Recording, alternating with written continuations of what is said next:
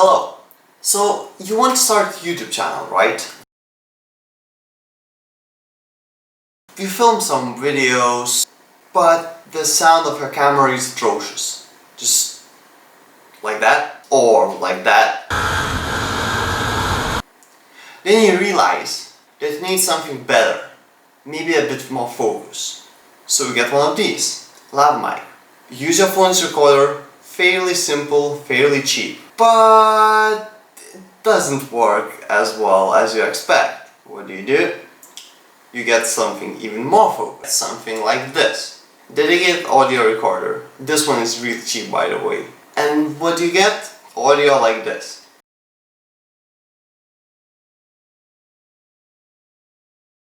So, after almost half a year and half of the price of this, you still don't have good audio.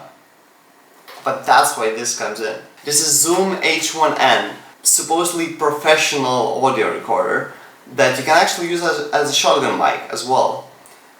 And it's supposed to work great. Some people use it professionally, so quite a lot of YouTubers use it as well. And I've decided that this will be my choice and I should try it out. I should note that it competes with other similar recorder from Tascam, DR05X.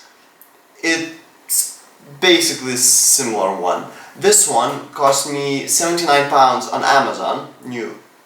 But you can get used ones or slightly older version of H1 instead of H1n for around 40 to 50 pounds on Facebook Marketplace or something like that. They're still great, but I just wanted to get a new one. And to be honest, no one was selling similar one to this somewhere close, and I didn't feel like asking someone to send me from, overseas. So, let's get to it. Just before I open the box, I need to tell you that I bought two more things. Obviously, SD card. As far as I know, this comes with one, but 32 gigs, it was fairly cheap. It's just easier. And in here, it's supposed to be a dead cat for this one.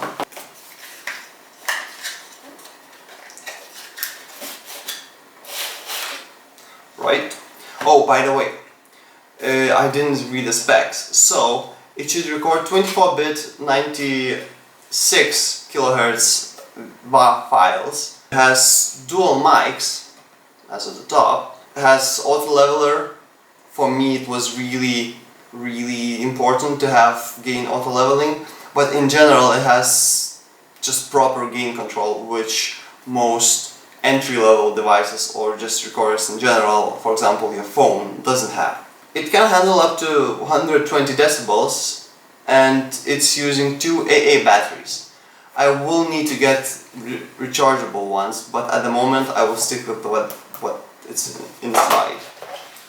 Right, so some instructions, quite a lot of paper. There is some additional software coming with it, but for obvious reasons, I won't show you the software leaflets because they contain some keys for that software. Right, so I will need to register that one for warranty. So that's one of the benefits of new devices. They are a bit more expensive, but you get some warranty.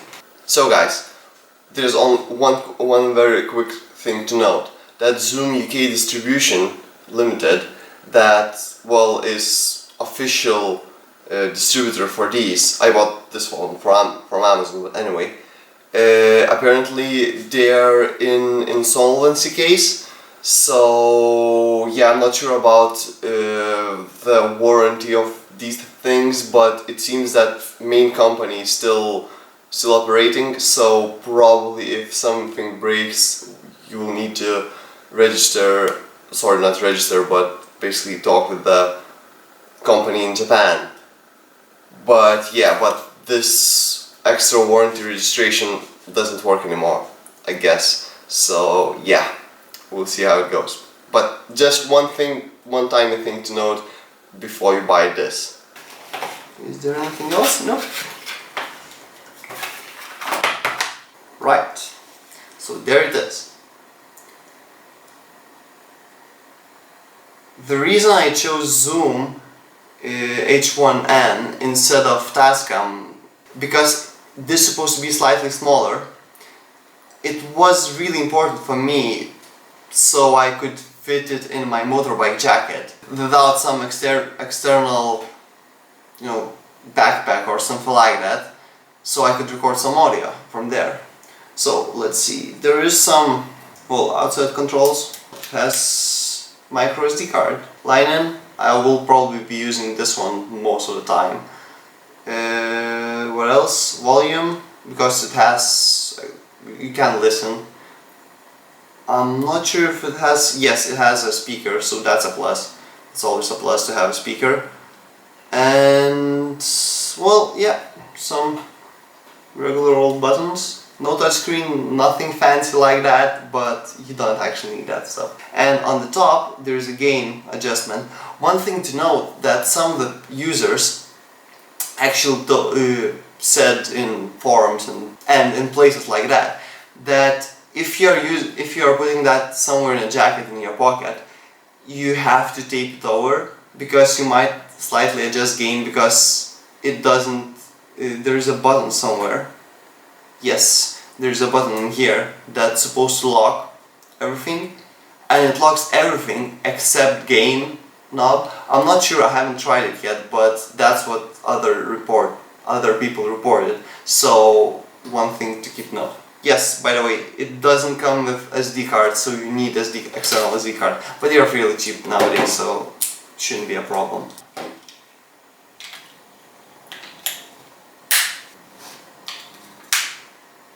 Right.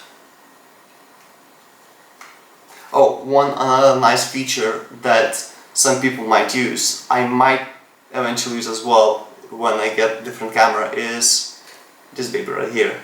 You can mount it on top of the camera and use it as a dedicated mic. So that's kind of versatility of it. By the way, it feels very light, like plastic light. But some people might say that it's a negative thing, but personally I like it because I need it for motorbike riding, so I need it as light as possible and as small as possible. I would love if it was even smaller, but by this point it's literally the size, it's small. So it's basically the size of this knife. Not that you're carrying this knife, in your pockets, but I need the SD card.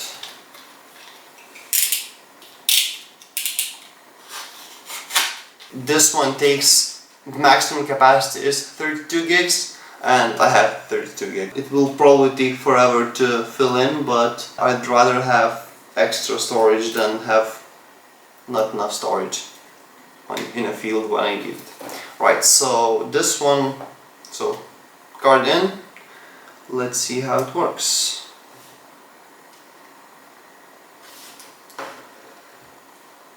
Oh yeah, so this one is actually designed in Japan, but I think they're built in China. Yes, assembled in China. Oh yeah, I didn't mention that it can record MP3 as well. So if you want to store enormous amount of recordings, you can still do it as well. So that's crazy. I mean, 32 gigs in MP3. What are you recording? Anyway, I need to set date, which I have no idea what date it is today. Well, it's definitely not 2017, but I will need my phone for that. Right, so it's initializing SD card now when I set all the data up. And it's ready to go. It says I can record 50 hours. I will need to dive in a bit deeper into settings a bit later and to actually read some instructions to figure out how all that stuff works, because it's literally my first proper recorder, so I want to use all the features that I can have. But anyway, just right out of the box, I will record some audio. Let's see how it goes. You remember that gain adjustment knob that I mentioned earlier? During previous recording, I was able to mess things up pretty badly, and all of my test audio was completely unusable. So this is take number 2, and I will leave gain levels in auto mode simply because then I won't be able to mess it up. Eventually I will need to learn, but again, I'm a new user in general in this field, so we'll see how it goes. It's on, and I will try to test it. Hi, I'm testing the Zoom H1n outside just to see how it does. Previously, I didn't mention, but I also bought 2 filters. Basically, one just regular foam filter and one dead cat. We'll see how it goes with those. One nice feature on this recorder is hold button. Unfortunately, as I previously mentioned, this doesn't log the gain adjustment. So, but since it's set to auto leveling, it should be fine at the moment. So, I will put on foam filter and see how it goes then. I'm recording with Zoom H1n. Let's see how it sounds with foam filter. And finally, dead cat. One thing to note is that, as you can see, it completely covers the gain adjustment knob. That may be a upside, that may be a downside as well, because when you're putting the dead cat, it's fairly tight, so it can mess up your gain, so you need to recheck afterwards. Alright, let's see how it does now. So I'm recording audio with Zoom H1n with dead cat. I wonder if it sounds better or not.